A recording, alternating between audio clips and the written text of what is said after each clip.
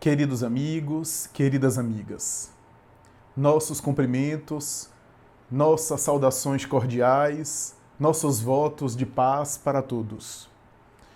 O Grêmio Espírita Perseverança e Caridade, neste mês, comemora mais um ano de aniversário. E essa palestra é uma forma de homenagear os 105 anos dessa casa tradicional, dessa instituição daqui da cidade de Salvador, que é uma das mais antigas, inclusive, da história do movimento espírita da região. 105 anos, portanto, de perseverança e caridade, como o nome da instituição assim preconiza. Meus parabéns, a minha homenagem, através dessa palestra que ora estamos a apresentar. Os teólogos, ao longo da tradição cristã, especialmente os especialistas no Novo Testamento, particularmente ao longo das épocas, tanto da tradição católica como da tradição protestante, chegaram a uma conclusão embaraçosa, constrangedora e até desconfortável. Porque eles, ao se debruçarem a examinar o texto do Sermão do Monte, texto conhecido da tradição cristã, ao estudarem, ao esmiuçarem, ao analisarem, os teólogos ao longo dos tempos, pelo menos boa parte dos teólogos, não quero aqui me referir a todos eles, mas grande parte dos teólogos, chegaram a uma conclusão embaraçadora, uma conclusão desconfortável e até, permita-me dizer, uma conclusão muito estranha.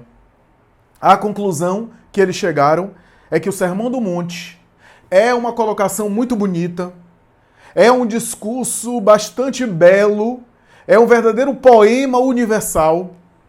Trata-se de uma proposta que é belíssima, filosófica e, ao mesmo tempo, culturalmente, mas que é impossível de praticar. Concluíram esses pensadores, boa parte dos pensadores da tradição cristã, que o Sermão do Monte é uma utopia. O que não deixa de ser estranho essa conclusão. O que não deixa de ser paradoxal. E esses teólogos, ao lerem o texto tão áspero, entre aspas, tão direto, sem figura de linguagem, sem metáfora, sem imagem figurativa, sem nenhum tipo de alegoria, um texto que é direto, que convida o ser humano diretamente a uma postura, posturas moralmente bastante desafiantes, esses teólogos procuraram passar pelo Sermão da Montanha, considerá-lo inviável, impossível de praticar, e por isso focalizaram seus estudos e se detiveram a esmiuçar outras partes do Evangelho que serviram para a formulação dos dogmas, particularmente as partes que falam sobre salvação, sobre a salvação da alma, nas quais, ou a partir das quais, estruturaram todo um edifício de conceitos, de teologia, de dogmas, de considerações religiosas, mas sobre o Sermão do Monte passaram quase sempre ao largo. Ficaram em outras passagens que deram essas passagens, que permitiam essas passagens, o espaço para os dogmas. A verdade é que o Sermão da Montanha é desafiador. E é por isso que é difícil digerir ele totalmente.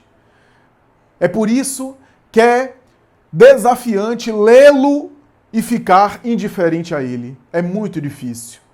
É difícil contemplar o Sermão da Montanha sem refletir sobre a sua proposta. E é por essa razão que pensadores intelectuais, alguns muito honestos, cristãos e não cristãos, ao lerem e ao estudarem o Sermão da Montanha, se deslumbraram com a sabedoria ali contida. E quando eu me refiro a esses pensadores, eu me refiro a pensadores não necessariamente cristãos.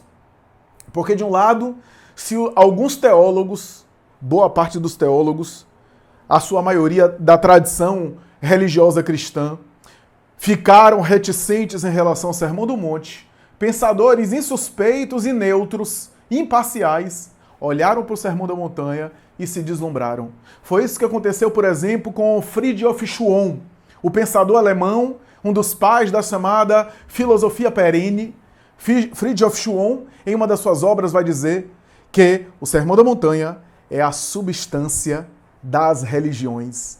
Isso é a essência das religiões. E mais tarde, na mesma obra, Friedrich Schwann, pai da filosofia perene que é um sistema filosófico-religioso para buscar aqueles elementos universais da tradição espiritual e sagrada de todos os povos, Friedrich Schwann chega a concluir dizendo que no Sermão da Montanha se encontra a quintessência da sabedoria espiritual. Quintessência, no bom dicionário, é a essência mais pura, a essência na sua alta pureza, na sua pureza máxima. Mas quando eu me refiro a esse texto do Sermão da Montanha, quando eu me refiro a essa proposta, eu me refiro, por exemplo, a um não cristão famoso para a maioria de nós, Mahatma Gandhi. Esse extraordinário homem que deslumbrou o mundo, não cristão, era hinduísta, e quando ele lê o Sermão da Montanha, ele vai proclamar aos seus seguidores um hinduísta, para ser um hinduísta completo e integral, precisa conhecer o Sermão da Montanha. Eu, disse Gandhi, não sou cristão, continuo hinduísta, mas eu me tornei um hinduísta muito melhor ao conhecer o Sermão da Montanha. Eu achava que a minha proposta de ahimsa, a não violência preconizada por mim, era uma proposta, um ideal original, mas quando eu li o Sermão da Montanha e me detive nas páginas, se alguém quiser andar contigo 1000 passos, anda 2000. Se alguém quiser a capa, dá também a túnica. Não resistais ao mal que vos queiram fazer. E se alguém te bater em uma face, apresenta a outra. Eu percebi que havia uma proposta muito maior antes de mim, de não violência, que eu ainda não havia me dado conta, que eu ainda não havia tomado consciência. Diz ainda Gandhi que o Sermão da Montanha é o elemento precioso de todos os livros da Terra. E que, embora ele não fosse cristão, se todos os livros da Terra fossem perdidos e ficasse apenas o Sermão da Montanha, nada, disse ele, nada estaria perdido. Mas, para falar de um pensador brasileiro, o professor Humberto Roden, aqui no Brasil, em Santa Catarina, vai exclamar em uma das suas obras sobre Jesus e sobre o Sermão do Monte, que o Sermão da Montanha é a plataforma política de Jesus. Todo partido político tem a sua plataforma. A plataforma é aquela síntese do programa de governo, do programa eleitoral do candidato a determinado cargo. Todo candidato tem uma plataforma, e a plataforma, a sua plataforma política é o resumo, é a síntese das suas ideias, das suas propostas, dos seus ideais que ele apresenta ao seu eleitorado e assim por diante. Vai dizer Humberto Roden que o Sermão do Monte é a plataforma política de Jesus, que ele chama a plataforma do Reino dos Céus. O Espírito Emmanuel também escreveu algo muito parecido quando vai dizer que o Sermão do Monte é a plataforma divina de Jesus. O Novo Testamento, segundo os melhores estudiosos atuais, pode ser dividido em dois grandes eixos. Dois grandes eixos que resume, de maneira geral, genericamente falando, o Novo Testamento. O primeiro eixo é as parábolas.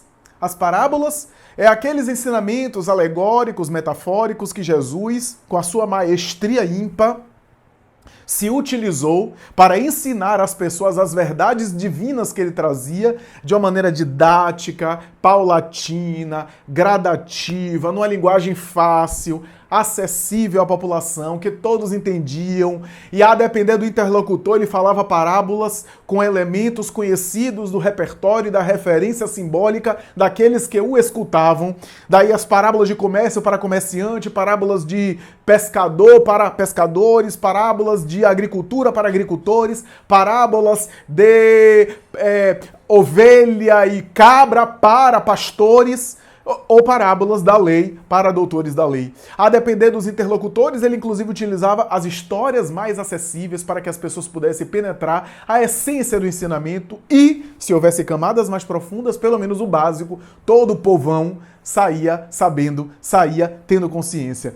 As parábolas eram o recurso didático que Jesus tinha e utilizou de maneira inigualável, com uma maestria nunca alcançada, nunca comparada, para compor as suas verdades espirituais, abstratas, difíceis, complexas, em um formato muito simples e muito acessível, muito palatável para todos aqueles que escutassem. As parábolas eram uma forma de popularizar os seus ensinos e, ao mesmo tempo, guardar as complexidades desse mesmo ensino para que o futuro pudesse descobri-lo, para que no futuro os homens mais amadurecidos, intelectualmente mais aperfeiçoados, pudessem penetrar nessas mesmas histórias aparentemente simples e retirar elementos cada vez mais profundos e sofisticados. As parábolas de Jesus, portanto, é esse recurso pedagógico que Jesus tinha para se tornar acessível a todas as pessoas, para que todos pudessem entender em algum nível, em algum aspecto, dada a heterogeneidade da população que o seguia, as pessoas que o ouviam pudessem assimilar a sua proposta e ele próprio pudesse ensinar as grandes verdades que ele aparecia, que ele apresentava, que ele trazia, que ele divulgava, de uma forma gradual, de uma forma minimalista, de uma maneira sistemática e processual, onde cada aspecto dessas verdades espirituais é repetida nas parábolas variadas, com histórias diferentes falando de uma mesma coisa. Em que Jesus explica os grandes conteúdos espirituais que ele trazia de maneira repetida. Às vezes um conteúdo ele explicava com várias parábolas para falar daquele mesmo conteúdo, que é a melhor forma de a gente entender as coisas e de a gente ensinar no ensino-aprendizado. Contar histórias, repetir outra história, uma outra história parecida sobre o mesmo assunto, para que o educando possa entender com o mesmo assunto com várias histórias e, ao mesmo tempo, ressaltar aspectos diferentes do mesmo tema. Jesus, portanto, tinha essa sabedoria e as parábolas, portanto, é essa parte, permita-me aqui, a licença cultural e poética, a licença para me utilizar de uma expressão, essa parte exotérica, com X, a linguagem dos não iniciados, e esotérica, com S, a linguagem dos iniciados, que é muito típica do Oriente, especialmente da tradição do Egito, em que havia um discurso e um ensinamento para o povo, e para aqueles mais especializados, para aqueles mais bem dotados que pudessem compreender melhor a sabedoria espiritual. Aliás, em um diálogo com os apóstolos diálogo íntimo anotado pelo evangelista Mateus, Simão Pedro pergunta: por que, Senhor, a eles você fala por parábolas e a nós não? E Jesus teria respondido, segundo o texto, porque a vós foi dado compreender o reino de Deus e a eles não. Significa dizer, em outra linguagem, que dizer demais e enxurrar a população de um conteúdo muito denso, muito pesado, para o qual talvez nem todas as pessoas estão preparadas, é perturbar mais do que fomentar aprendizado. Mas ele, os apóstolos, que tinham condição melhor de compreendê-lo, ele teria que equipá-los melhor, porque eles, os discípulos, seriam mais tarde os elementos multiplicadores da sua própria mensagem, quando ele, Jesus, não estivesse entre os homens na Terra, no planeta. Portanto, o primeiro eixo, segundo os estudiosos do Novo Testamento, são as parábolas.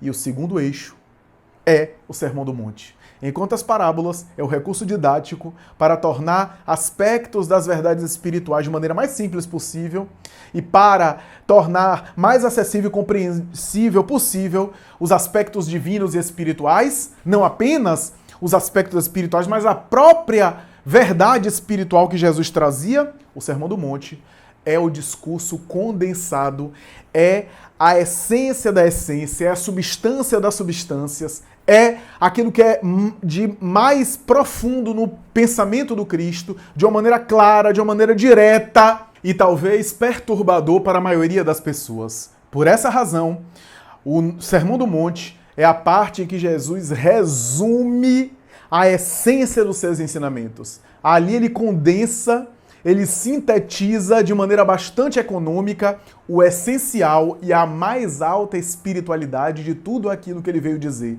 Ali está Jesus sintetizado. Ali está a mais alta expressão espiritual do que o Cristo traria em poucas frases. O Sermão do Monte, portanto, é esse desafio e é por isso que confunde, é por isso que perturba, mesmo teólogos e estudiosos da religião. Um texto do Sermão da Montanha está em Mateus, capítulo 5, que, aliás, é o texto mais famoso. No Evangelho de Lucas, está presente ao longo do Evangelho, ao longo dos evangelhos. Em Mateus está condensado especialmente no capítulo 5, mas também se prolonga no capítulo 6 e 7. A verdade é que esses dois textos são muito diferentes, embora sejam hoje compreendidos como complementares. O texto de Lucas, o Evangelho de Lucas, como se observa hoje, é um texto, o Evangelho, que é mais biográfico. O Evangelho de Lucas é uma narrativa biográfica, daí tem a infância de Jesus. Boa parte das informações que a gente tem sobre a infância de Jesus está no Evangelho de Lucas. E nós espíritas sabemos por quê, porque a gente tem uma informação preciosa dada pelo Espírito Emmanuel na obra magistral Paulo Estevão, quando Emmanuel vai dizer que o apóstolo Paulo queria escrever um evangelho, mas que não teria tempo, porque já estava preso em Roma e seria mandado mais tarde à execução por Nero, seria assassinado. E Paulo diz a Lucas o seguinte: vai tu e escreve um evangelho, baseado nas experiências que você viu comigo, mas sobretudo vai até a igreja de Éfeso, onde está João, o futuro evangelista também, e colhe depoimento de Maria de Nazaré, a mãe do Senhor, porque ela ainda está no mundo. E é assim que Lucas vai. Chegando lá, Lucas não apenas colhe o depoimento de Maria de Nazaré, mas a própria Maria de Madalena que estava vivendo ali. Então o Evangelho de Lucas é sobretudo o depoimento de Maria Santíssima, um livro que é considerado um dos livros mais lindos e chega a ser considerado, por exemplo, por alguns autores como o evangelho mais lindo e o texto mais lindo de toda a humanidade. É chamado o Evangelho da Compaixão. O texto de Lucas, portanto, é um texto onde tem muitas memórias da mãe de Jesus, muitas lembranças, e por isso alguns detalhes que passam despercebidos dos outros, mas ao mesmo tempo um texto que conta a vida no dia a dia e Jesus por ali. Daí o Evangelho de Lucas fala da experiência daqueles próximos a Jesus que viram, que contaram, que colocaram, e Lucas tenta enfatizar o aspecto da humanidade de Jesus entre os seus. Por isso, o Evangelho de Lucas tem essa característica. Mateus já não escreve o Evangelho cronológico biográfico. O Evangelho de Mateus é temático. A preocupação de Mateus é estruturar um texto para convencer os irmãos judeus que Jesus é o Messias prometido. Enquanto em Lucas, Jesus é apresentado como um homem e o aspecto da humanidade, da misericórdia, da compaixão de Jesus é que predomina, em Mateus, Jesus é apresentado como o Messias dos judeus, o Messias esperado. E por isso, Mateus escreve o Evangelho não com uma preocupação de datas e de cronologia, mas uma preocupação temática. Daí, Mateus, que era um grande intelectual, cobrador de imposto, tinha que ser intelectual para ter o cargo de cobrador de imposto, ele era letrado e conhecedor da lei, conhecedor da tradição judaica, ele faz o Evangelho arrumando o texto para conciliar com as tradições do Antigo Testamento. Ele o tempo todo dialoga de maneira bastante brilhante com o Antigo Testamento. E por isso arruma de maneira sistemática, é um sistematizador, o texto do seu evangelho por temas. Aí tem, por exemplo, as parábolas, tem um monte de parábola. Não é que Jesus contou naquela ordem, mas Mateus traz essa experiência, o Sermão da Montanha e assim por diante. No texto de Mateus, portanto, o diálogo com o Antigo Testamento está presente o tempo todo. Daí, nós vemos, por exemplo, Moisés no Antigo Testamento ir ao deserto e fazer a grande peregrinação no deserto, mencionado especialmente pelo livro de Êxodo.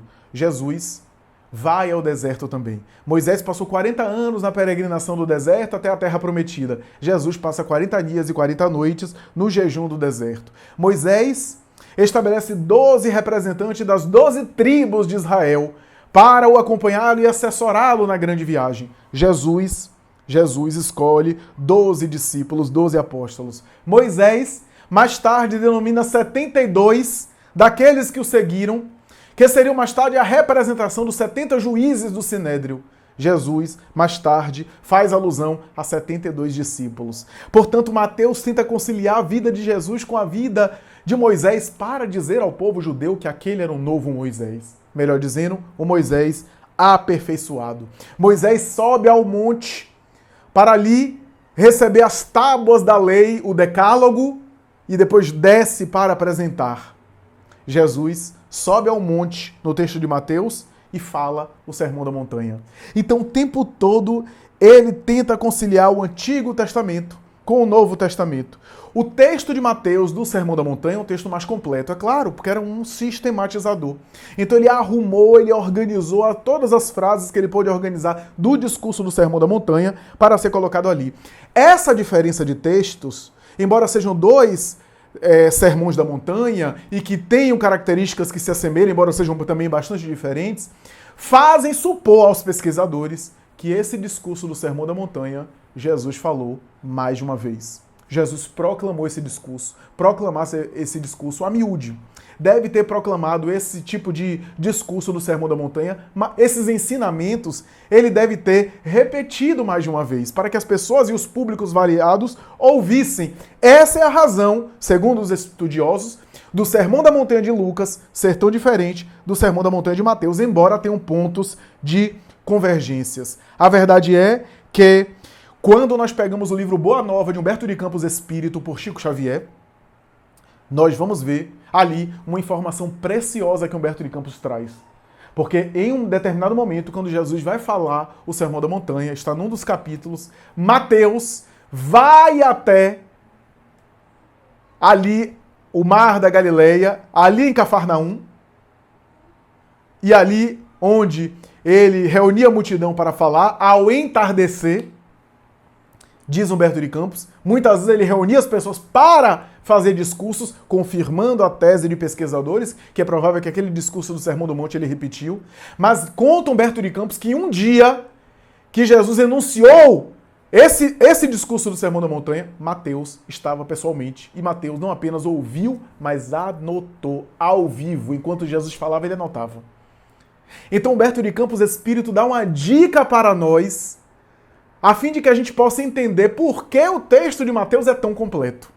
Por que o texto de Mateus é tão profundo, e como Mateus tinha preocupação de sistematizar, é provável que ele deve ter ou ouvido várias vezes, ou então coletado depoimentos, ouvido pessoas que ouviram aquele discurso em outros dias para reunir todas as frases, reunir aquelas expressões que Jesus dizia ali no público e, de alguma forma, sistematizar a maior parte dos ensinamentos, conseguir reunir, recolher, organizar tudo aquilo que Jesus disse de importante e aquilo que era de máxima importante para o Sermão do Monte. Daí o texto de Mateus é o texto mais completo, inclusive com relação às bem-aventuranças. Bem-aventuranças que é, da parte do Sermão do Monte, o trecho mais conhecido. Se o Sermão do Monte é o coração do Evangelho, as bem-aventuranças é o coração do Sermão do Monte. As bem-aventuranças, inclusive, foi algo que mexeu com muitos pensadores. As bem-aventuranças, que é uma forma poética de dizer algumas coisas que deve ter encantado as pessoas, porque se em nosso idioma o texto das bem-aventuranças já soa tão bonito, imagine em hebraico, no idioma original, em aramaico, possivelmente, que Jesus falou, como deve ter sido tão bonito esse discurso. Bem-aventurados os pobres de espírito, porque deles é o reino dos céus. Bem-aventurados os que choram, ou os que sofrem, ou os aflitos, porque serão consolados. Bem-aventurados os mansos, porque herdarão a terra. Bem-aventurados os puros de coração, porque verão a Deus. Bem-aventurados os misericordiosos, porque eles próprios receberão misericórdia. Bem-aventurados os pacificadores, porque serão chamados filhos de Deus. Bem-aventurados os que têm fome e sede de justiça, porque serão saciados. Bem-aventurados os que sofrem perseguição por amor à justiça e à verdade, porque deles é o reino dos céus. Que discurso! Que discurso que até ao nosso idioma, com o nosso linguajar, soa bonito, soa uma poesia, soa poético. A verdade é que as bem-aventuranças não é um gênero literário tão desconhecido. No Antigo Testamento havia esse gênero literário, as pessoas usavam, haviam bem-aventuranças propaladas em tradição de guerra, em tradição náutica. Inclusive, há algumas bem-aventuranças no Antigo Testamento, mas o conteúdo moral, a moralidade dessas bem-aventuranças na tradição do Antigo Testamento é totalmente diferente daquele gênero moral que Jesus apresentou ao mundo. A gente vai ter, por exemplo, em alguns textos do Antigo Testamento, a seguinte bem-aventurança: bem-aventurado és tu, Israel, que pisoteia sobre a cabeça dos teus inimigos. Então vejam que o homem bem-aventurado, na concepção do povo hebreu naquela época, era o homem que vencia, era o vitorioso, era o guerreiro, era o campeão, era o homem que tinha propriedades, porque a propriedade material, a prosperidade material era sinônimo que era abençoado por Deus. Deus compensava com coisas materiais. Essa era a concepção do homem judeu. O homem bem-aventurado por Yahvé tinha que ter pelo menos 2 escravos. Essa era a concepção. Então, nós vemos que o Sermão da Montanha e as bem-aventuranças de Jesus é o reverso da medalha, como diz o Espírito Joana de Ângeles. É o reverso da medalha. Ele inverte a ética dos poderosos, daqueles que vencem, daqueles que triunfam no mundo, daqueles que derrotam os outros. O reverso da medalha. Quantas vezes a gente vai ver pessoas vitoriosas no mundo que estão verdadeiramente fracassando espiritualmente? E quantas vezes há pessoas que estão sendo derrotadas para o mundo e estão vivendo uma grande vitória espiritual? Emmanuel chega a dizer em uma de suas mensagens: as vitórias espirituais quase sempre são feitas em lágrimas. E as derrotas espirituais quase sempre acontecem na glória, no aplauso e no sorriso. Por isso, meus amigos, é o reverso da medalha, como diz Joana de Ângeles. É uma ética totalmente reversa que não existia. E por isso os próprios discípulos devem ter ficado embaraçados com aquele discurso tão poderoso do Sermão do Monte, em especial das bem-aventuranças. A verdade é que as bem-aventuranças, amigos, já entrando aqui no nosso tema, bem-aventurados os pobres de espírito, ou em espírito, ou pelo espírito, e a gente vai ver por que essa diferença de tradução. As bem-aventuranças, quando a gente pega o texto, a gente vê que tem um caráter sequencial. Os estudiosos mais exigentes, mais rigorosos, perceberam que há um caráter sequencial no texto do Sermão do Monte, especialmente no texto da bem-aventuranças. Por exemplo, bem-aventurados os aflitos, já estou entrando até no meu tema, bem-aventurados os que choram, porque serão consolados, ou os aflitos, porque serão consolados. Aí eu pergunto, é todo mundo que chora que merece ser consolado? E o choro de ódio? E o choro de vingança? E o choro da ganância? E o choro da inveja? E o choro da vaidade ferida? Será que é todo choro que merece consolação de Deus? Mas os estudiosos perceberam que essa é a segunda bem-aventurança. Então, para chegar na segunda bem-aventurança, tem um caráter sequencial. Passou pela primeira. A primeira é o pobre de espírito, que é o nosso tema. Então, quem é os que choram que serão consolados? São os pobres de espírito. E aí passa para outra, e passa para outra. E a gente vai examinar isso muito bem aqui. Estudiosos da Bíblia de Jerusalém e de outras Bíblias perceberam isso. Por exemplo, uma das bem-aventuranças, logo no início, se não me engano a terceira ou a quarta bem-aventurança, fala: bem-aventurados os mansos, porque herdarão a terra. Os mansos, porque herdarão a terra. Porque ser manso é dominar a si mesmo, é controlar a si mesmo, é dominar as suas violências internas. Ser manso é algo de ter autodomínio, e autodomínio é um desafio para todos nós. Dominar a si mesmo é um desafio. O manso, quando consegue ter autodomínio, ele vive melhor, ele tem melhor qualidade de vida, ele herda a terra. Herda a terra tanto no sentido simbólico e espiritual, os mansos predominarão um dia, os mansos ficam e os violentos sempre acabam sendo derrotados com o tempo sempre homenageia os mansos, sempre valorizam os mansos e os violentos são esquecidos ao longo dos tempos. Então, nesse sentido, e também com qualidade de vida, os mansos vivem mais, os mansos sobrevivem e os violentos têm problema de saúde, tendem a antecipar a morte, tendem a precipitar a morte pelo estresse, pela cólera, pela agressividade, que faz mal a si mesmo. Pensar e raciocinar com o fígado faz mal para si mesmo. Então, o manso é aquele que domina a si mesmo. Qual é a recompensa? Herdar a terra. Só que lá adiante, em uma outra bem-aventurança mais na frente, portanto, uma bem-aventurança depois, olha o caráter sequencial, Jesus diz assim: bem-aventurados os pacificadores. Ó, ser manso é uma coisa, ser pacificador é outra. O manso é aquele que dominou a si mesmo. aquele que conseguiu mansidão consigo. Pacificador é aquele que faz a paz. Pacificador. Fazer a paz. Pacifacere. Pacificador, aquele que produz paz, que faz a paz. Então, é um nível a mais. Para ser pacificador, o indivíduo tem que ser manso primeiro. Ninguém consegue produzir paz sendo não se dominando, não se controlando. Primeiro ele se controla, para depois ele conseguir ser pacificador e iluminar aqueles que estão ao seu redor. Então o primeiro trabalho é mansuetude consigo, para depois ser pacificador. E qual é a compensação de pacificador? Bem-aventurados os pacificadores, porque serão chamados filhos de Deus. Herdar a terra, ser manso, herdar a terra é bom, mas ser pacificador para ser chamado filho de Deus é muito melhor. Porque na expressão do povo hebreu, filho de Deus é uma gíria, é uma expressão idiomática que significa divino. Isso é, filho de Deus é aquele que já se espiritualizou. Porque, por exemplo, um filho de um cachorro é cachorro. Um filho de uma galinha é galinha. Um filho de um cavalo é cavalo. Um filho de Deus tem a ver com a natureza divina. Ou seja, um filho de Deus é divino também. Então, aquele que era chamado filho de Deus era aquele que já se espiritualizou, já se divinizou, já alcançou essa espiritualização, já se espiritualizou. Então, se trata, portanto, desse desafio que tem sequência. Bem-aventurados os aflitos, porque serão consolados. Ser consolado é bom. Mas lá adiante tem assim, bem-aventurados os limpos de coração. A tradução melhor é limpo, não puro. Porque puro dá uma ideia, pureza dá uma ideia de alguma coisa intocável. Limpo dá uma ideia de que camadas foram retiradas. Olha só. Então é melhor a ideia, a tradução melhor é a ideia, muitas vezes, não de puro no sentido de intocável, no sentido de diferente, mas no sentido de alguém que foi limpado. Porque um vidro que está sujo, você não consegue ver direito o outro lado do vidro, embora ele seja transparente, porque ele está sujo.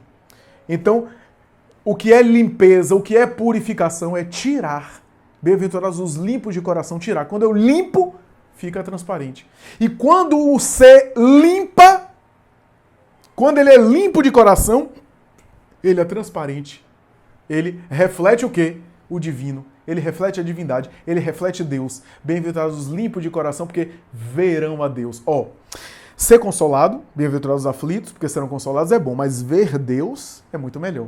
Veja que cada sequência de bem-aventurança leva a outra, e a outra compensação ainda é melhor. É cada vez melhor, mais auspiciosa, mais interessante, mais elaborada, mais sofisticada. Bem-aventurados aqueles que têm fome e sede de justiça. Os estudiosos perceberam que a palavra justiça, empregada na época, não tem o mesmo significado nosso. Quando a gente usa a palavra hoje justiça, tem a ver com ordenamento jurídico, com judiciário, quase sempre.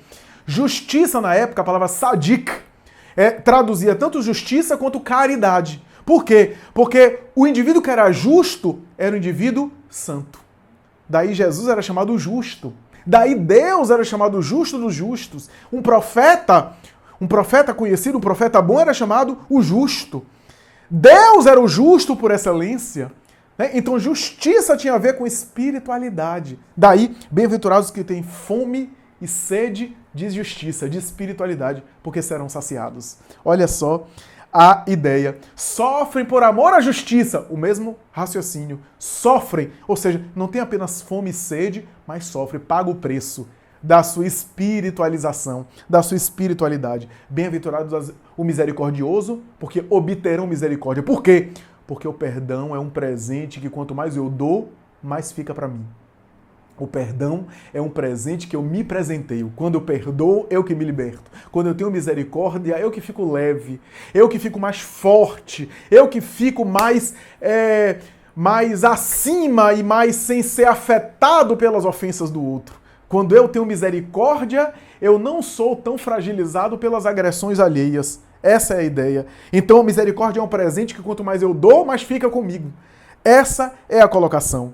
Bem-aventurados os aflitos, porque serão consolados. Quem são esses aflitos? Os pobres de espírito. E aí nós entramos no nosso tema, no nosso raciocínio, na nossa bem-aventurança. Bem-aventurados os pobres de espírito, tradução mais popularizada, mais corrente. O próprio Allan Kardec, no Evangelho segundo o Espiritismo, usou essa tradução, os pobres de espírito, e a gente vai entender aqui. Bem-aventurados os pobres de espírito. Já houve tanta confusão com relação a essa expressão, pobres de espírito.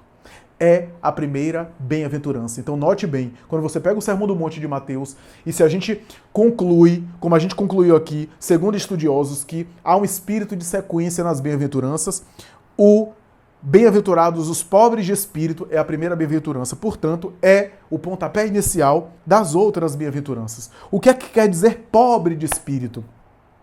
O que é que quer dizer a expressão pobre de espírito? Já houve estudioso, inclusive intelectual, anticristão, materialista, que leu essa proposta e deu gargalhada, dizendo pobre de espírito, porque a expressão é esquisita. Vulgarmente falando, no senso comum, quando a gente diz que alguém é pobre de espírito, aquele é pobre de espírito, tá querendo dizer que a pessoa não vale nada, que a pessoa não tem valor, ou que a pessoa não tem inteligência, pobre no sentido de desprovido de inteligência, espírito no sinônimo de inteligência, ou pobre de espírito, pobre de caráter. Então, essa é a acepção que tomou conta, que de alguma forma caiu aí na crença e na compreensão popular. Mas essa é uma acepção popular, né, que não queria dizer ali o que Jesus quis dizer. Porque a língua, o idioma que Jesus usava era outro. Então, graças a essa dificuldade, pobre de espírito, o que é que quer dizer isso? Desprovido de espírito, até do ponto de vista de uma leitura religiosa, parece estranho. Pobre de espírito, ou seja, que não tem espírito, que é pobre, que é desprovido de espírito. O que é que Jesus quis dizer? E aí houve tantas tentativas de tradução, e ainda hoje há, pobre em espírito, pobre pelo espírito, pobre no espírito. Carlos Torres Pastorino, o grande estudioso, chegou a fazer uma tradução, a traduzir, e ele prefere uma tradução muito diferente das outras. Ele prefere a expressão mendigos do espírito. E ele explica por quê. Por quê? Porque pobre dá uma ideia de desprovido de. Dá uma ideia de alguém que não tem, né? Portanto, faz alusão a essa ideia. Já mendigo faz menção a alguém que mendiga, ou seja, que está pedindo. É alguém que carente, é alguém que é carente de algo, mas que está mendigando. Os mendigos do espírito, diz Pastorino, são aqueles que são os pedintes, são aqueles que estão mendigando espiritualidade. Olha que expressão bonita, né? Mendigando espiritualidade. Aqueles que estão buscando espiritualidade. Mas essa, convenhamos, eu reconheço, não é uma tradução muito aceita, não é uma tradução muito utilizada. Então tem pobres em espírito, que é muito bom. Algumas traduções mais atuais preferem a expressão pobres em espírito.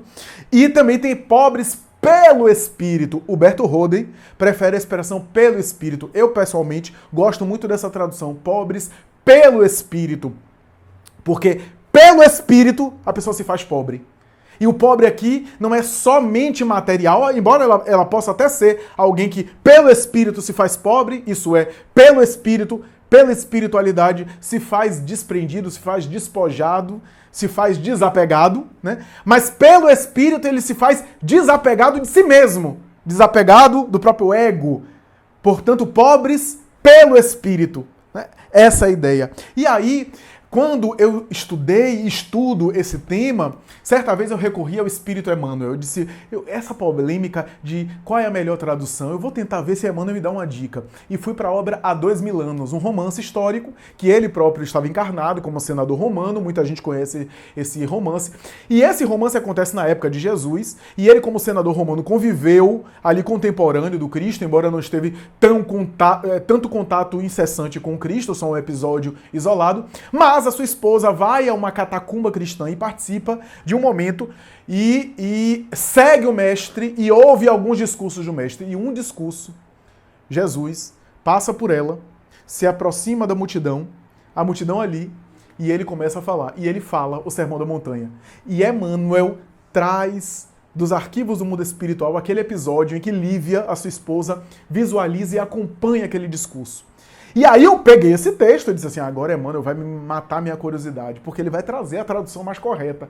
Né? Ele vai trazer para nós aquilo que Jesus disse e vai me dar uma pista, vai me dar uma luz para eu saber qual é. Vai até entregar o ouro, vai até me dizer logo, vai até colocar no texto logo a frase que eu devo achar, devo considerar a tradução mais correta. A tradução mais correta. E aí, Emmanuel não é bobo, Emmanuel não é ingênuo, Emmanuel traz o discurso de Jesus, só que ele não entra na polêmica. Eu caí do cavalo, porque Emmanuel não entra na polêmica. Quando ele começa a falar, Jesus, quem quiser depois pegue o texto, em determinado momento, quando ele começa a falar as bem-aventuranças, ele fala, bem-aventurados os humildes de espírito. Ou seja, de espírito conservou, que é a tradução mais comum, que até merece contestação, até contestada, como a gente já falou aqui. Pobres de espírito, e em vez de pobres, ele tirou e colocou humildes de espírito, ou seja, ele não entrou na polêmica, não me ajudou no sentido de eu saber qual é a melhor tradução, mas na verdade ele me ajudou sim, ele me ajudou muito a entender a essência moral do texto, porque esse é o propósito dos espíritos superiores, ele me ajudou, porque quando eu comecei a meditar sobre o texto, eu disse, é isso que Emmanuel quer dizer. Emmanuel quer dizer que não importa muito bem as palavras como foram colocadas, desde que a gente entenda, essa é a proposta da doutrina espírita. Dizem os espíritos de Allan Kardec, pouco importa como vocês usem as palavras, desde que vocês entendam a essência moral do ensinamento. As palavras pouco importa. Se é pouco importa, importa, mas importa pouco. O que importa mais é a essência do texto, é mais o conteúdo do que a forma, é mais o fundo do que a aparência, é mais a essência do que as letras, é mais o espírito do que o texto. Então, Emmanuel me deu uma dica essencial. Se ele coloca os humildes de espírito, ele está querendo dizer para nós que essa bem-aventurança de Jesus tem a ver com humildade espiritual. Humildade espiritual. E é esse o raciocínio correto para nós, para que a gente entenda essa passagem formidável do Evangelho, essa bem-aventurança que é a primeira de todas, que é o pontapé inicial, sem a qual você não consegue desenvolver as outras, sem a qual você não compreende a sequência didática e o espírito evolutivo, dinâmico do Sermão do Monte e das bem-aventuranças, sem essa compreensão da humildade espiritual. Sabe qual foi o erro histórico ao longo dos tempos? Entender os pobres de espírito como sendo humildes material. Uma humildade material. Então, se compreendeu de maneira errônea, de maneira equivocada, que a humildade seria uma postura, seria um tipo de comportamento e seria uma aparência exterior. Então, a pessoa que não tinha nada, a pessoa que era miserável, a pessoa que era pobre, a pessoa que estava na rua, então essa pessoa era humilde. Tanto é que até hoje a gente fala no vocabulário, nas expressões, né, no linguajar popular, a gente costuma falar, a pessoa é muito humilde. Humilde no sentido de uma vida material modesta, de uma vida limitada, de uma vida muito simples do ponto de vista material. Essa é chamada humildade material, mas não tem nada a ver com o texto. Ainda que algumas pessoas que vivam de maneira simples materialmente são pessoas humildes verdadeiramente. Aliás, muitas vezes o humilde de coração, ele acaba empregando na vida até material dele uma vida mais simples do ponto de vista material, mas não tem uma relação direta, porque quanta gente há no meio da rua, morando na rua, dormindo na sarjeta, e é um poço de arrogância. A gente vai falar, a gente vai até quer ajudar, a pessoa nos trata com arrogância, com grosseria, nos enxota, nos trata mal. Então, a pessoa tem humildade material, tem simplicidade material, mas não tem humildade verdadeira. A humildade verdadeira é uma humildade espiritual. A gente errou ao longo dos tempos. A religião se equivocou muito nesse sentido, acreditando que a humildade seria uma postura exterior. A humildade é uma postura interior. E até nós, na prática espírita, e eu vejo isso ao longo dos anos muito, já vi muito, espírita achando que é uma atitude exterior ou uma postura é que a pessoa é humilde. Então a pessoa vive desleixada, vive mal apresentada porque ela é muito humilde. Coitadinha, porque ela é muito humilde. A humildade não tem nada a ver com isso. Claro, se a pessoa está numa condição material limitada, numa condição de carência material, é natural que ela expressa ali limitações materiais. Mas, de propósito, a me apresentar desleixado porque isso que é humildade, não faz nenhum sentido isso. Não faz nenhum sentido isso. E ao longo dos tempos, muita gente embarcou nessa. Muita gente. Eu já ouvi gente dizendo no centro espírita, olha ali, ele é tão humilde que nem toma banho. Tem nada a ver. Tem nada a ver. Ele não é humilde, ele é imundo. Não tem nada a ver humildade com imundície. Não confundamos as coisas. Humildade é uma coisa, imundície é outra. O desleixo pode não ter nada a ver com humildade. A pessoa pode ser desleixada e pode ser a arrogância em pessoa. A pessoa presunçosa, insuportável, não aceita nada, mas é desleixada. Então não tem nada a ver uma coisa com a outra. E, às vezes, me permito dizer, os profissionais de saúde mental, especialmente psiquiatra, psicanalista e psicólogo, eu mesmo faço isso no meu consultório e outras pessoas fazem, quando a gente recebe um paciente muito desleixado, descuidado com a higiene, não tomando banho, desleixado, com roupa rasgada, etc., a gente já desconfia, não de humildade, mas desconfia da saúde mental. A gente desconfia que pode estar ali uma alteração emocional. Quadros graves de depressão, a pessoa começa a se desleixar. Quadros graves de transtorno de humor, a pessoa não tem forças, não tem condição, não tem disposição nem de cuidar da higiene. Né? Então, a avaliação de uma pessoa desleixada, normalmente por profissionais de saúde, não é uma avaliação moral, no sentido de que a pessoa é humilde, mas de uma pessoa que pode estar com sofrimento psíquico. Não é sinal, portanto, de humildade necessariamente, mas, às vezes, é sinal de saúde psíquica, ou melhor, falta de saúde psíquica. Jesus era o homem mais humilde. É o máximo da humildade. Era o humílimo por excelência. Ninguém vai contestar que Jesus é o maior exemplo da humildade. E a gente não vê no Evangelho ele se apresentando acabado, desgraçado, cheirando mal. Pelo contrário, a tradição cristã disse que ele vestia uma túnica inconsútil. Expressão muito bonita para dizer inconsútil significa sem costura. Isso é, sem remendos. Foi elaborado a partir de uma peça só, presente possivelmente de sua mãe, diz a tradição cristã. As túnicas inconsúteis são túnicas que eram usadas por reis e rainhas. Jesus usava uma túnica inconsútil, presente da própria mãe. Mas não é a túnica dele que fez ele o que ele era. A túnica, a roupa de Jesus, não é a roupa dele que fez ele ser humilde, como não é a roupa nossa que faz a gente ser nem humilde, nem faz a gente ser orgulhoso. Não é a roupa. Mas ele se apresentava bem. Ele era a luz do mundo. Imagine a luz do mundo acabada. Ele se apresentava bem. Estava bem consigo mesmo, porque era o exemplo máximo. A humildade dele não estava no traje. A humildade dele estava numa postura profundamente interior de serviço e de doação ao próximo. Isso sim que é difícil. Isso sim que é a humildade verdadeira. A humildade dele estava em se colocar servindo os outros, embora fosse ele o próprio embaixador da terra, o próprio governador espiritual da terra. Então, tenhamos muito cuidado, porque ao longo dos tempos a gente errou feio em relação à humildade, e quase sempre o que a gente considerou humildade era uma falsa humildade. Quer ver outra coisa que a gente, de maneira horrorosa, empregou, de uma maneira equivocada e inadequada, a gente empregou ao longo dos tempos em relação à humildade? A humildade como sinônimo de autodepreciação. Então os religiosos principalmente achavam que ser humilde era uma pessoa que se depreciava, que dizia que não era nada, e que se criticava, e que se colocava para baixo. Isso não tem nada a ver com humildade, às vezes é baixa autoestima. Baixa autoestima não tem nada a ver com humildade, a autodepreciação. A pessoa dizer que não é nada, que não vale nada, que é um pobre coitado, etc. Isso não é humildade.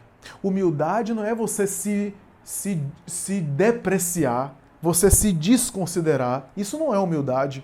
Isso é baixa autoestima. Isso é algo emocional que pode causar prejuízos. Né?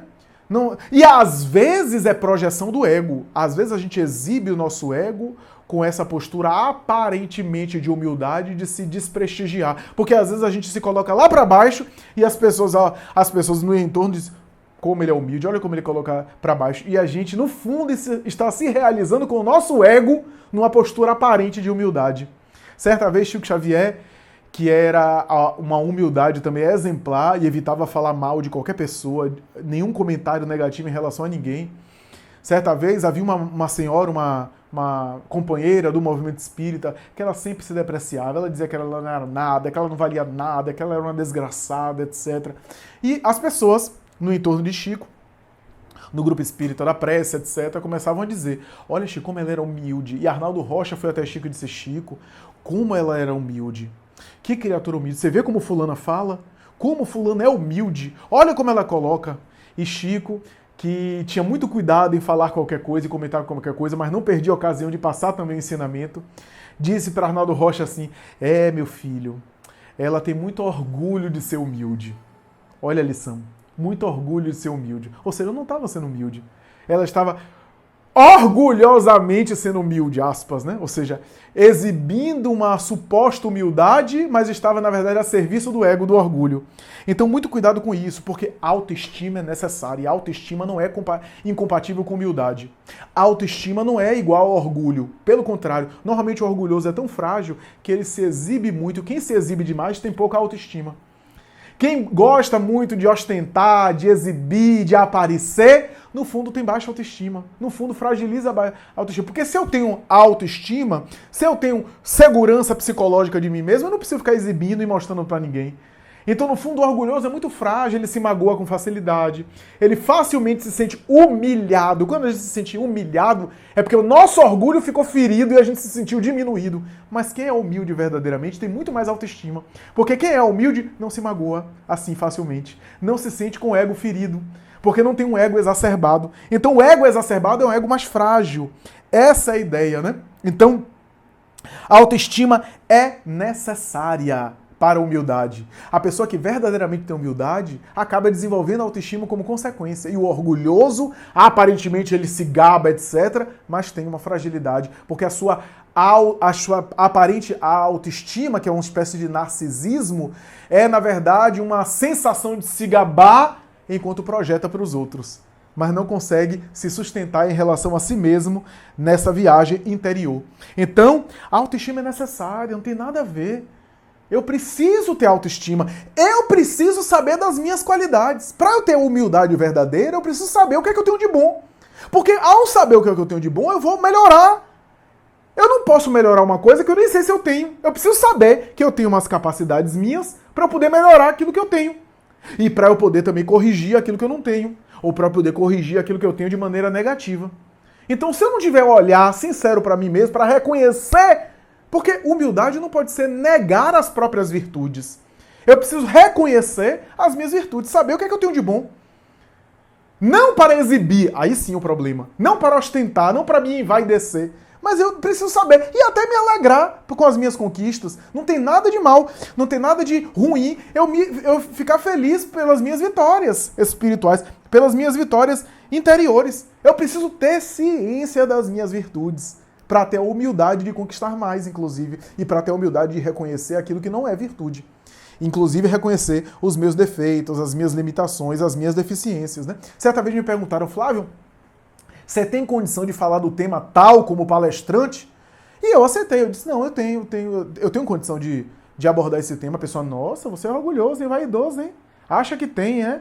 Eu disse, não, meu filho, isso não é vaidade, não, isso não é orgulho, não, isso é bom senso. Se você me convida para uma palestra e eu digo que tenho condição, isso não é vaidade, eu estou assumindo um compromisso. Agora, imagine você me convida para uma palestra, você tem condição de falar sobre esse tema? E eu digo, quem sou eu? Eu não tenho condição, eu acho que eu não tenho condição não. E eu aceito, se eu aceitar uma palestra sem achar que eu tenho condição de dar conta da palestra, eu estou sendo irresponsável, porque eu estou assumindo um compromisso para o qual eu não tenho condição. Meu filho, humildade não é isso. Humildade não é isso. Humildade não é negar os próprios valores. Você já pensou você ir para o médico, você vai fazer uma cirurgia do coração. Vou botar um negócio bem grave para você pensar aqui. Você vai fazer uma cirurgia do coração, vai passar por uma cirurgia cardíaca grave, e aí, na entrevista com o médico, antes de passar para a sala de anestesia, ser anestesiado depois, aí você chega para o cardiologista e diz assim, doutor, o que é que você acha? O que é que o senhor acha? O senhor acha que tem condição de fazer cirurgia? O senhor acha que tem condição de dar conta desse meu problema? E o médico diz assim, não, meu filho, quem sou eu? Quem sou eu? Eu não sou nada. Eu nem sei se eu tenho capacidade. Você vai fazer cirurgia com esse médico? Você vai ser operado por ele? Você vai dizer, coitado, ele está sendo humilde? Não, humildade não é negar as próprias características. Humildade é uma expressão que vem de humus. Humildade, humus. Humus tem a ver com o adubo básico da terra para a fertilização. Ou seja, a humildade é aquilo que tem de basal, de básico. Humus, que dá origem à palavra humanidade, ou seja, a humildade é aquela condição mais humana nossa, é que tem a ver com a terra, com contato com a terra, né? É a virtude básica por excelência. É a virtude basal, é por isso que no lava-pés, Jesus com Pedro, Jesus quis lavar o pé de todo mundo. Começou a lavar os pés, tomou uma atitude que os próprios apóstolos se espantaram, ele estava lavando os pés. Quem lavava os pés dos outros eram os escravos. Ele estava tomando a atitude de escravo. Os apóstolos ficaram ali, mas não puderam fazer nada. Jesus começou a fazer o ritual. Pedro disse, não, você pode lavar deles, mas a mim você não vai lavar não. Olha o orgulho disfarçado de humildade. A mim você não vai lavar não. Ou seja, no fundo ele estava dizendo assim, eu sou melhor do que eles, os apóstolos. Comigo não, comigo é diferente. Eu não vou aceitar. E Jesus disse, Simão, se eu não te lavar, tu não terás nada comigo. E aí Pedro vai dizer, Senhor, então não me lava apenas os pés, me lava tudo. Olha o orgulho. Sempre tem que ser mais do que os outros.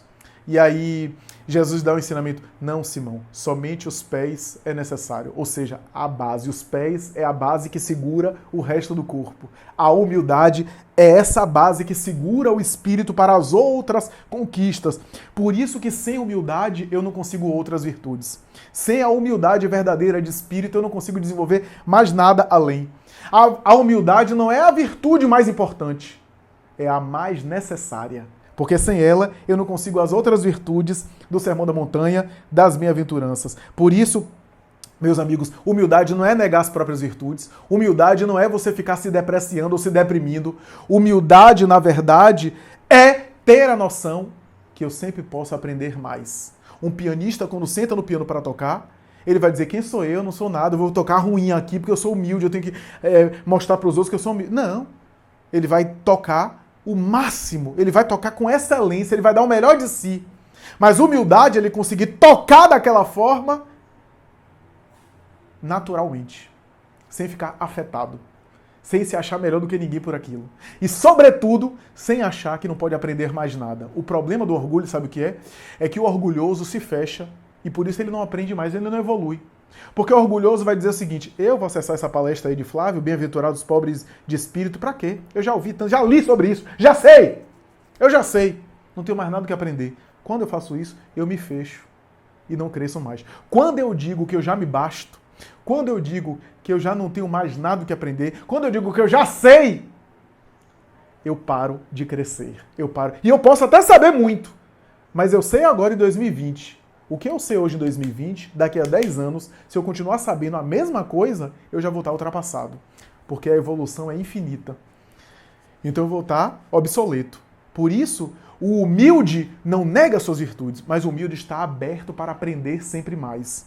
Para aprender sempre mais. Por isso que Sócrates foi tão homenageado. Só sei que nada sei. A frase não é bem assim, mas ficou conhecida assim, só sei que nada sei, né? No julgamento dele, quando ele foi morrer, os juízes então começaram a interrogar e ele conta a história dizendo que o oráculo de Delfos, através da pitonisa, deu uma mensagem dizendo que o homem mais sábio da Grécia era Sócrates. E ele disse, isso no julgamento, que não acreditou naquela informação. Não acreditou que o homem mais sábio da Grécia era ele. E ao longo dos anos, disse Sócrates, ele começou a dar razão ao oráculo. Ao longo das experiências humanas, ao longo da vida, ele começou a dar razão e ele chegava à conclusão que ele realmente era o homem mais sábio da Grécia. Por quê? Porque somente ele tinha noção da ignorância que ele tinha. Ele tinha consciência da ignorância que ele tinha. Porque ao longo dos anos, ele começou a conhecer pessoas que, por saberem isso daqui, achavam que sabia tudo. Por saberem muito em uma área, achavam que sabia de todas as áreas. Por saberem muito da sua própria área, achavam que não tinha mais nada o que aprender na sua própria área. Isso é para a vida, não é só para a época de Sócrates, não. Então, como ele era muito sábio, e o sábio, quanto mais sábio é, como diz o ditado, né? O ignorante tem certeza, o sábio duvida. Ou o sábio desconfia. Por quê? Porque quanto mais sábio o indivíduo é, quanto mais sabedoria ele tem, mais ele percebe aquilo que ele ainda não sabe. Mais ele tem noção, ele tem consciência, ele se dá conta da amplitude do conhecimento que ele ainda não acessou. Quanto mais ele descobre as coisas, ele percebe o quanto ele ainda não descobriu. E o ignorante não, como ele está limitado ali naquela concha estreita dele, ele acha que sabe tudo. Né? Então, humildade não é negar as virtudes que tem, não é negar a sabedoria que tem, não é negar os potenciais que possui. Humildade não é se depreciar. Humildade é saber que pode aprender sempre mais. Humildade é saber que não é completo. Tanto é que pobres de espírito faz contraposição aos ricos de si mesmo. Os ricos de espírito, diz Humberto Holden, é os ricos de ego. O pobre de espírito é pobre de ego. Ou seja, olha que coisa bonita, né? O desprovido de ego. Porque aquele que está muito cheio de si, rico de si, cheio de si, não há espaço mais para nada. E ele está parado. Quanto mais cheio de si a pessoa é, menos possibilidade ele tem de evoluir, de crescer, de melhorar. Você se acha o máximo, sei lá, qualquer área, jogador de futebol. Humildade é também sabedoria de saber comparar. Você é melhor comparado com quem? Ah, eu sou melhor em termos profissionais, tá? Aí quando você morrer, você vai para o mundo espiritual, chega lá, tem Garrincha, tem Leônidas, tem um monte de monstro do futebol. Então, humildade tem a ver também com comparação. Qual é a comparação que você está fazendo? Né? Qual é a comparação que você está fazendo? Humberto de Campos, quando estava encarnado, fez chacota com Chico Xavier. Dizia, rindo de Chico Xavier, que Chico Xavier estava ressuscitando os mortos, trazendo Castro Alves, Augusto dos Anjos, e ele, Humberto de Campos, agora estava tendo concorrência, afinal ele era imortal da Academia Brasileira de Letras, e agora esses poetas voltando, ele ia perder a profissão dele. Ele fazia no sentido de ironizar Chico Xavier, né? Ironizar. E aí ele desencarnou. E ao desencarnar ele chega no mundo espiritual e se detém, deslumbrado. E volta humilde, psicografa a obra Boa Nova, e no prefácio ele vai dizer: antes eu na Terra me gabava de citar os grandes autores intelectuais do materialismo, da ciência e da filosofia. Aqui no mundo espiritual, eu me contento em citar Marcos, Mateus, Lucas e João, os evangelistas. Porque aqui eu me dou conta que há dois tipos de espíritos, os esclarecidos e os evangelizados. Um dia eu valorizei muito os esclarecidos, mas agora eu sonho e trabalho, luto e me esforço para estar na segunda categoria dos evangelizados. Porque a nossa sociedade até hoje é feita de pessoas esclarecidas. A gente está numa época do esclarecimento, mas não necessariamente da evangelização. Espíritos esclarecidos e espíritos evangelizados. Então tudo tem a ver com comparação. Com quem você se compara? Emmanuel. Mas com Emmanuel? Sabe o que Emmanuel é humilde? Porque Emmanuel tem a comparação dele. Chico, sabe que ele era humilde? Porque qual era a comparação? Com quem é que Chico se comparava? Com Emmanuel. Emmanuel, com quem ele se compara? Aí você pega Jesus. Com quem Jesus se compara? Com Deus. Sempre tem comparação. E por isso, quanto mais evoluído, mais humilde é. Tem até um paradoxo da humildade que é baseado naquela parábola do rico e do publicano, né? Que um sábio judeu falou, né? Quanto mais eu me acho perto de Deus, mais distante eu estou. Paradoxo da humildade. Quanto mais eu me acho pecador, que é a parábola do publicano e do fariseu, contada por Jesus, quanto mais eu me acho pecador e quanto mais eu me acho distante de Deus, mais próximo eu estou de Deus. O paradoxo da humildade, né? Perguntaram a Chico Xavier assim: Chico, nas reuniões espirituais dos guias espirituais do Brasil e do planeta, como é que Emmanuel se comporta diante de Ismael? E Chico respondeu: de joelhos. De joelhos. Olha só, a humildade, né? Porque Emmanuel era um espírito nobre, ele sabia disso. Mas aí ó, a comparação, Ismael, o anjo Ismael, e assim por diante. Então, o próprio Emmanuel vai dizer o seguinte, que humildade é reconhecimento da pequenez diante do universo. Olha que definição bonita. Reconhecimento da própria pequenez diante do universo, ou seja, eu sou importante. Eu reconheço os meus valores, mas diante do universo, eu sou pequeno. Por isso, mais tarde, Allan Kardec vai dizer, quando Allan Kardec estuda sobre a caridade, ele vai dizer, depois da humildade para com Deus, a caridade para com o próximo é a maior virtude. Quando eu li isso, eu fiquei pensando, meu Deus, Kardec está caracterizando a caridade como subproduto da humildade para com Deus. A humildade para com Deus é a primeira virtude, a caridade para com o próximo é a segunda. Por quê? Porque a caridade para com o próximo, para eu fazer caridade verdadeira para com o próximo, eu tenho que renunciar um pouco ao meu ego. Se eu tiver ego demais, eu não tenho espaço para o próximo. Eu não dou espaço para o outro. Então a caridade para com o próximo já pressupõe uma certa renúncia do meu ego, para dar espaço para o próximo. Olha só. A humildade para com Deus. É a trilogia de Jesus. Amar a Deus, amar ao próximo, amar a si mesmo. Ou seja, amar a Deus é humildade. Amar ao próximo, caridade. E amar a si mesmo, autoestima e reforma íntima, reforma moral. Então, os pobres de espírito é pobres do ego, como diz Humberto Roden. E os ricos de espírito são ricos de si mesmo, são cheios de si e são quase sempre infelizes. Porque o orgulho é incompatível com muita coisa, inclusive com amizade. Se você é muito orgulhoso demais, você não dá espaço nem para amigos, nem para amizade.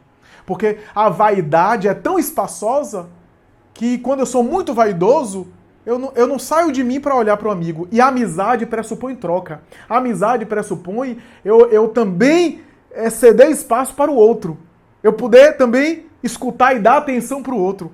A amizade pressupõe também eu ceder um pouco para que o outro apareça. Isso é amizade, é troca. Se eu sou vaidoso demais, eu não permito que ninguém apareça. Só eu tenho que aparecer. Ou, se o outro aparecer, o outro tem que aparecer como espelho, espelho meu.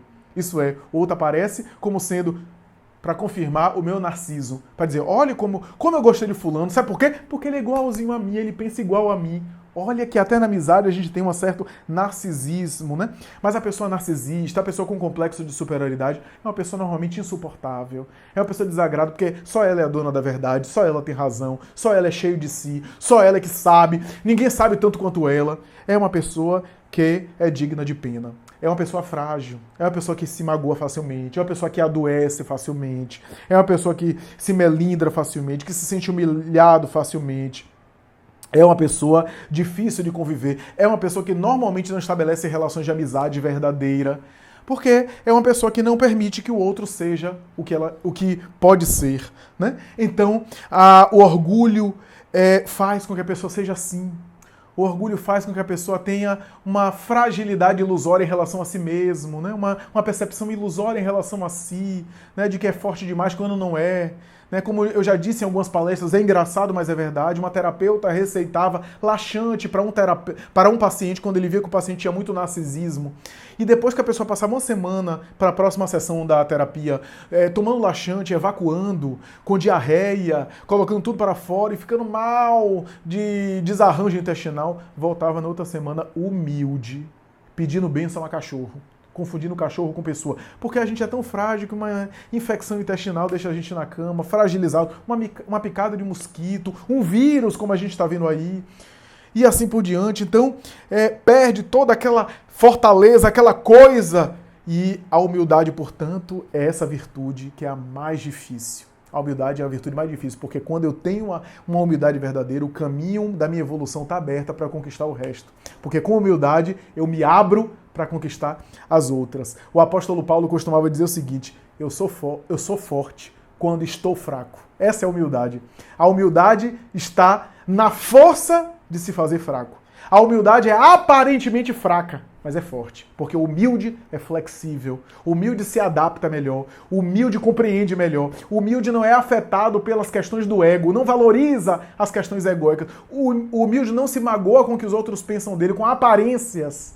A humildade, portanto, dá força ao espírito. Gostaria de lembrar uma história fantástica de Francisco de Assis. Frei Marcel, que era um dos seus discípulos da ordem franciscana, na Porciúncula, Frei Marcel, e essa história ficou muito conhecida na história, essa história de Francisco de Assis, foi abordar Francisco e disse, Francisco, Pai Francisco, por que a você? Por que a ti? As pessoas vêm de vários locais, multidões vêm aqui para ouvir você falar, para ouvir você dizer coisas. Você não tem tanta inteligência, não tem uma inteligência proeminente, não tem inteligência assim tão destacada. Você, Francisco, não é bonito. Me perdoe eu dizer isso, mas você não é belo, você não é atraente, você é feio, você é baixo, você não tem nenhuma característica assim que chama atenção, você não tem nenhuma habilidade, você não é um grande orador, não fala como um grande orador, não tem eloquência na oratória, mas as multidões vêm aqui para ouvir você falar. Por quê, Pai Francisco? Por quê? Eu fico intrigado com isso. E Francisco, com lágrimas que começaram a descer nos olhos, olhou para o céu como se estivesse em oração e respondeu inspirado. E essa resposta impactou de tal forma Frei Marcel que ele considerou mais tarde, de maneira impressionante, a mais assombrosa lição de humildade. Aquele gigante espiritual disse, Irmão Marcel, meu filho, quer saber por que isso tudo acontece? Quer saber mesmo, irmão? É porque eu sou feio. É porque eu não tenho nenhuma habilidade. É porque eu não tenho inteligência privilegiada. É porque eu não tenho nada que se destaca. É porque eu não tenho eloquência na oratória. É porque eu não tenho nada disso. Porque se eu tivesse essas coisas, as pessoas viriam aqui por essas habilidades. E essas habilidades seriam aqui utilizadas, mas uma hora cansa e as pessoas cansam, se entediam e não vêm mais, porque se torna repetitivo.